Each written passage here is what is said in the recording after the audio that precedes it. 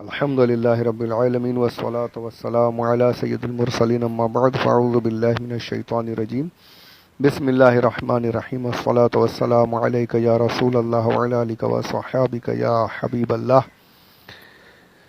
27 ذوالقعدہ 1441 ہجری، یوم الاحد، شنبہ، 19 جولائی 2020، سنڈے۔ حضرت فاروق اعظم رضی اللہ تعالیٰ عنہ کے حالات زندگی، مختصر طور پر بزرگوں کے واقعات، اس سیریز میں آپ سماعت کر رہے ہیں۔ السلام علیکم ورحمۃ اللہ وبرکاتہ۔ حضرت فاروق اعظم رضی اللہ تعالیٰ عنہ کا دور ہے، اسلامی لشکر ایران کی طرف، مدائن کی طرف روانہ ہے۔ لشکر کے سپہ سالار حضرت خالد بن ولید بھی ساتھ میں، اور جو جنرل حضرت سعد بن ابی وقاص، یہ سپہ سالار ہیں۔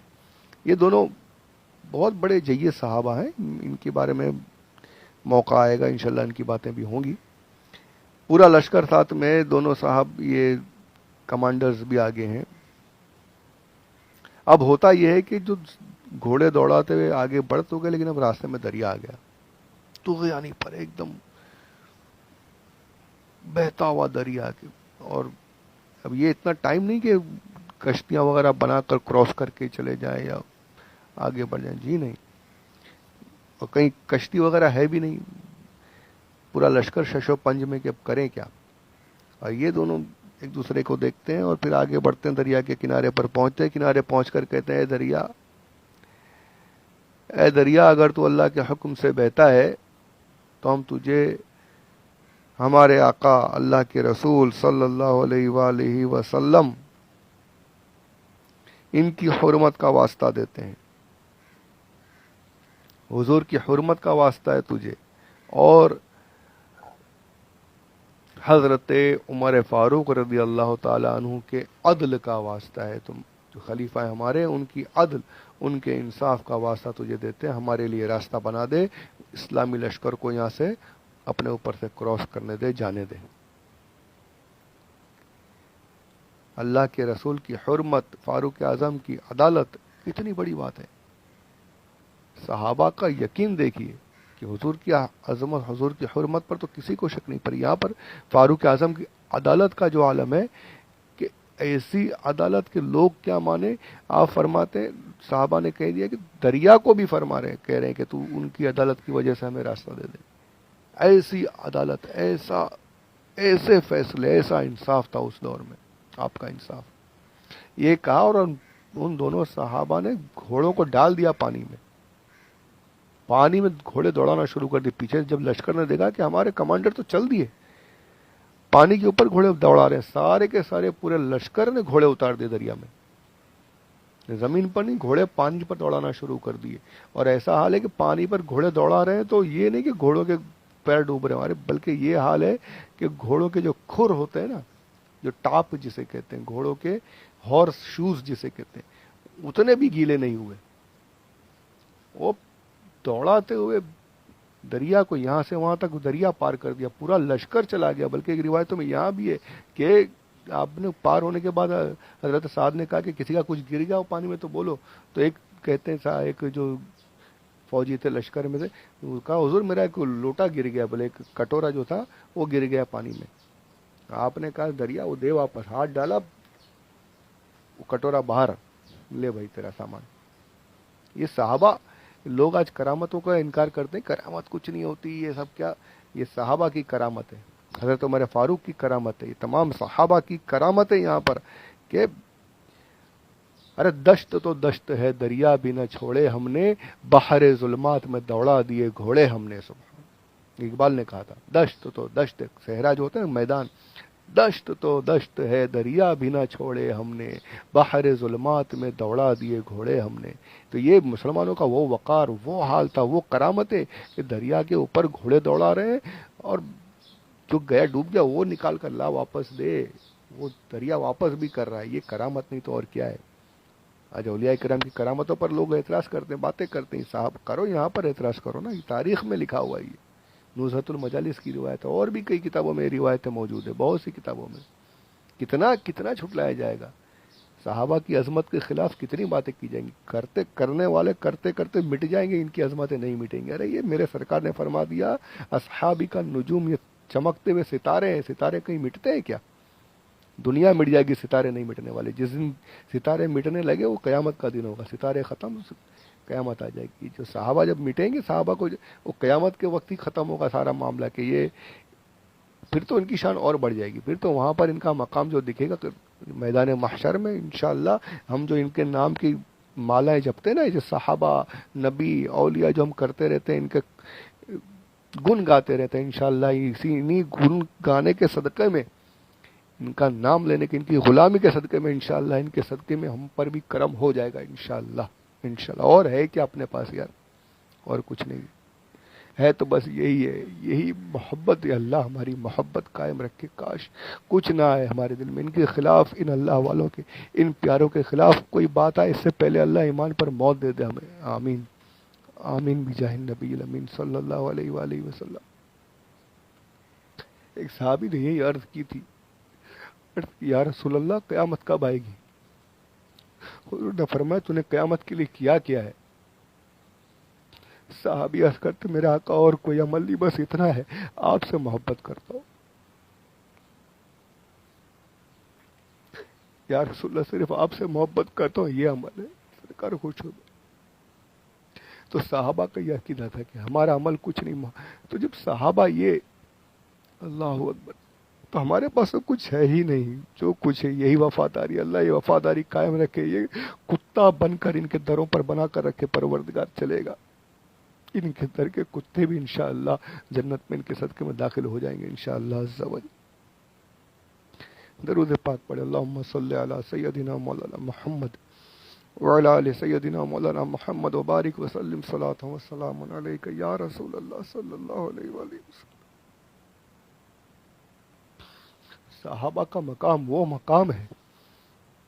میرے آقا فرماتے ہیں میرے صحابی ایک مٹھی جو اگر خیرات کر دیں نا, ایک مٹھی جو خیرات کر دیں, اور دوسرے غیر صحابی جو صحابہ کے علاوہ جو کوئی اور ہے وہ پورا پہاڑ جتنا سونا خیرات کر دے, تو جو کے اس خیرات کے برابر اس کو نہیں پہنچ سکتا. صحابہ کا وہ مقام. صحابہ کے خلاف آج باتیں ہوتی ہیں, امیر معاویہ کو گالیاں دی جا رہی ہیں معاذ اللہ رب العالمین. ان کا انجام تو پتہ نہیں ہم دیکھ پائیں گے یا نہیں دیکھ پائیں گے, لیکن اتنا یقین ضرور ہے کہ اگر توبہ نہیں کی تو وہ حال ہوگا ان کا کہ دنیا میں عبرت کا مقام بن جائیں گے, عبرت کی نشانیاں بن جائیں گے کہ صحابی کے بارے میں بکواس کرتے تھے, ان کا یہ انجام ہوا ہے. اور ہوگا, یہ پکا ضرور ہوگا. جو آج صحابہ کے خلاف باتیں کرتے ہیں رضی اللہ تعالی عنہم اجمعین. اللہ اکبر کبیر, اللہ اکبر کبیرہ. اب یہاں پر اس واقعے پر چلتے ہیں. بہت کچھ ہے پر نہیں, اب بول نہیں سکتا میں, وقت ہی نہیں ہے. دنیا بچی کہاں, عمر کہاں, کیا رہ گیا, کب کیا, تو کیسے کیسے مر رہے ہیں, کیسے کیسے جا رہے ہیں. اللہ عزت والی موت عطا فرمائے. اللہ عزت والی موت عطا فرمائے. اللہ عزت والی ایمان والی موت عطا فرمائے.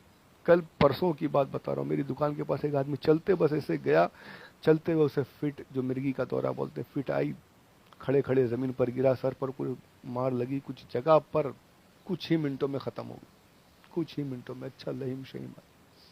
موت کا کوئی کچھ بچا ہی نہیں, کوئی بھروسہ ہی نہیں. اللہ ہمیں کلمہ پڑھتے ہوئے عزت والی موت عطا فرمائے. آمین آمین بجاہ النبی الامین صلی اللہ علیہ وآلہ وسلم.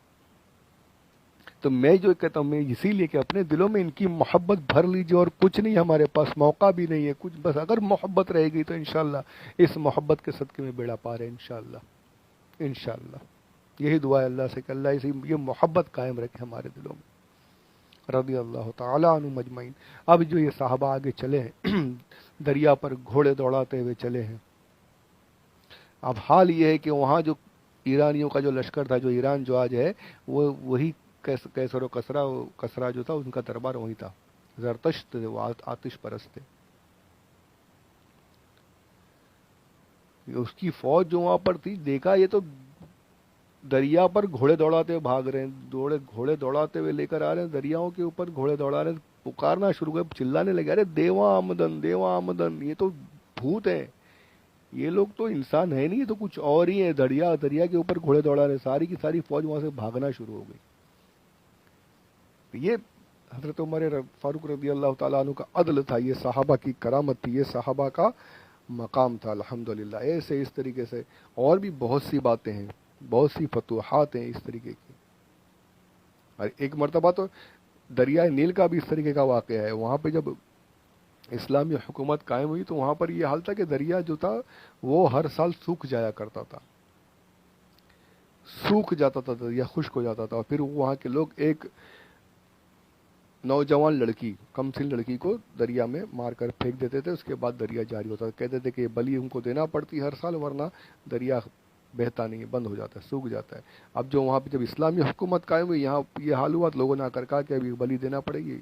جو گورنر جو تھے اس وقت کے، انہوں نے کہا کہ یار یہ غالباً مصر ریور نائل جسے کہتے ہیں، دریائے نیل، مصر کا یہ واقعہ ہے۔ تو وہ اب مسلمان تھوڑی یہ کرے گا بلی وغیرہ دینا، مسلمان تھوڑی، اسلام نے نہیں سکھایا ایک بے وجہ کسی کی جان لو۔ آپ نے فوراً خط لکھ دیا حضرت عمر فاروق رضی اللہ تعالیٰ عنہ کی بارگاہ میں کہ سرکار یہ تو یہاں پر ایسا معاملہ ہے، دریا سوکھ گیا ہے، دریا نیل کم ہو گیا پانی، اگر بولتے ہیں اگر کسی دوشیزہ کو، کسی کم سن کماری لڑکی کو مار کر نہیں ڈالا تو دریا کا پانی نہیں بہے گا۔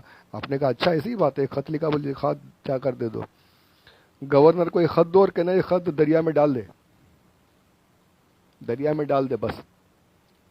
پہنچے، خط آیا، آپ نے خط دیکھا، پڑھا، خط میں لکھا تھا دریائے نیل اگر تو اللہ کے حکم سے بہتا ہے تو یہ جو تو کر رہا ہے نا کہ یہ بلی دو تو بلی چلے، میں بہوں گا اور دریا بہے گا، بلی نہیں آئے گی تو دریا خشک ہو جائے گا، کہ اللہ اگر اللہ کے حکم سے بہتا ہے تو سب کرنا چھوڑ دے، اللہ کے حکم سے بہتا ہے تو بہنا شروع ہو جا، اور اگر اللہ کے حکم سے نہیں بہتا تو تیری کوئی ضرورت نہیں ہمیں، ہم یہ بلی وغیرہ نہیں دیں گے، یہ قربانیاں فالتو کی نہیں کریں گے، انسانی جان نہیں لیں گے، اگر اللہ کے حکم سے بہتا ہے تو بہنا شروع ہو جا، ورنہ کوئی بلی نہیں ملے گی۔ یہ خط پانی میں ڈال دو، آپ نے پڑھا، اٹھا کر دریا میں ڈال دیا خط، کچھ دیر کے بعد ایسے زور سے بہنا شروع ہوا، ایسے زور سے بہنا شروع ہوا کہ جب سے بہ رہا آج تک بہ ہی رہا ہے، آج تک خشک نہیں ہوا۔